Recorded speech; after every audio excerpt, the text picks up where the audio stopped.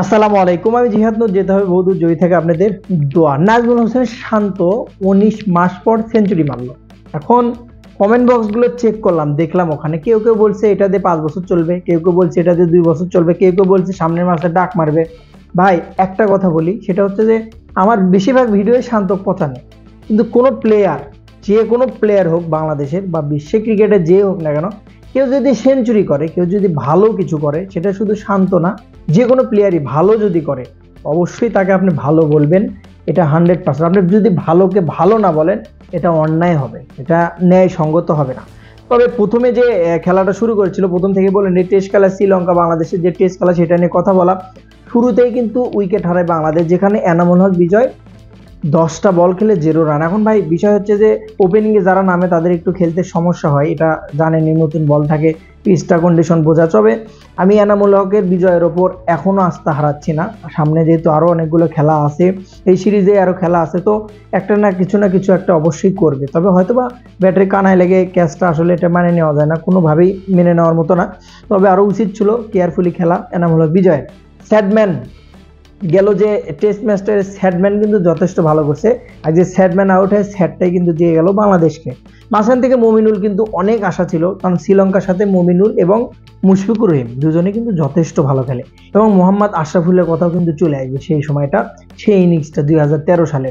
তো এখানে কিন্তু মমিনুলের বিষয়ে মমিনুল শ্রীলঙ্কার সাথে যথেষ্ট ভালো করে আগে থেকেই, এবং মুশফিকুর ভালো করবে, এটা আমি কালকে যে ভিডিওটা বানিয়েছি ওখানেও বলেছি যে মমিনুল যথেষ্ট ভালো করবে, এবং মুশফিকুর কিন্তু আউট করাটা আসলে মুশফিকুর রহিম শ্রীলঙ্কার সাথে তার রেকর্ড যদি দেখেন আপনি, দুর্দান্ত লেভেলের রেকর্ড ভাই। এবং 50 বলেন, সেঞ্চুরি বলেন, ডাবল 100 বলেন, সব কিছু মুশফিকের ফেভারে কাজ করে শ্রীলঙ্কার সাথে খেলা হইলে পরেই। কিন্তু শান্ত যে মাস করে কপাত করে সেঞ্চুরিটা মারবে এটা আমি আশা করিনি। শান্ত টি20তে খেলেছে, ভালো করেছে, তবে টেস্টে সে ভালো ব্যাটসম্যান, ভিডিওতে আমি বলেছি টেস্টে সে চলে, বাট ওয়ানডে টি20তে কোনো রকমে কোনোভাবে চলে না আমার চোখে, যেটা আমি মনে করেছি ব্যক্তিগতভাবে। তবে শান্ত সেঞ্চুরিটা আজকে খুব দরকার ছিল। এখন 19 মাস পরে মারলো একটা সেঞ্চুরি, 19টা মাস পার হয়ে গেছে। কারণ এই সেঞ্চুরি পরে যদি আরো 19 মাস পরে যদি একটা 50 মারে, তা তো প্লেয়ারদের ভাই কোনো কাজ নেই, ধারাবাহিক দরকার। এক সেঞ্চুরি মারে আপনি পুরো ফেসবুক মাখায় ফেলাবেন এরকম না, এরকম না। ওরকম ইন্ডিয়ার যারা প্লেয়ার আছে ওরা ধরেন দিনে 4টে করে সেঞ্চুরি মারে, এমন ঘরোয়া লিগে এমনও খেলা আছে যে এমন ভালো ভালো কোয়ালিটির প্লেয়ার আছে যারা, যে ঘরোয়া লিগে তারা কিন্তু 100 রান, 200 রান, 196 রান, ডাবল 100 খুব কমন, এটা কোনো ব্যাপারই না। তারা কিন্তু জাতীয় টিমে চান্স পায় না, আর অথচ আমাদের ঘরোয়া লিগে কিন্তু এরকম কিছু করলে তাকে মনে হচ্ছে যে জাতীয় টিমের চেয়ে বেশি কিন্তু ছড়ানো হয়। তো সেঞ্চুরি করছে শান্ত, এটা আমার কাছে খুবই ভালো লেগেছে। এবং মুশফিকুর রহিম 98 অপরাজিত, দুর্দান্ত লেভেলের ব্যাটিং করেছে এবং অপ্রতিরোধ্য।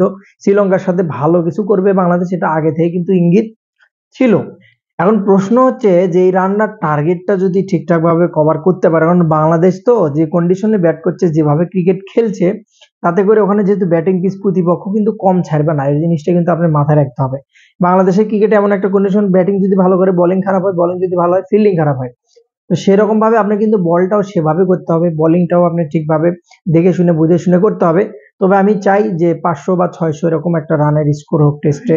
এবং যেহেতু এটা একটা WTC, যেহেতু ওয়ার্ল্ড আপনার টেস্ট চ্যাম্পিয়নশিপের অংশ, সো অবশ্যই এই টুর্নামেন্টটাতে, এই টেস্টটাতে যদি বাংলাদেশ জয়লাভ করে বা ড্র বা জয়লাভ যদি করে, অনেক প্লাস পয়েন্ট হবে বাংলাদেশের জন্য। র্যাঙ্কিং বলেন, আপনি সব দিক থেকে কিন্তু প্লাস পয়েন্ট। তবে নাজমুল হোসেন শান্ত 100 মন থেকে শুভেচ্ছা, অভিনন্দন। মুশফিকুর রহিম লোডিং, দেখা যাক ইনিংসটা তাদের কোথায় গিয়ে থাকে, দেখার বিষয়। ভালো কন্ডিশনে বাংলাদেশ বিজয়, এবং স্যাদম্যান এবং মমিনুলকে আরো কেয়ারফুল হতে হবে। বেস্ট অফ লাক, সালাম আলাইকুম।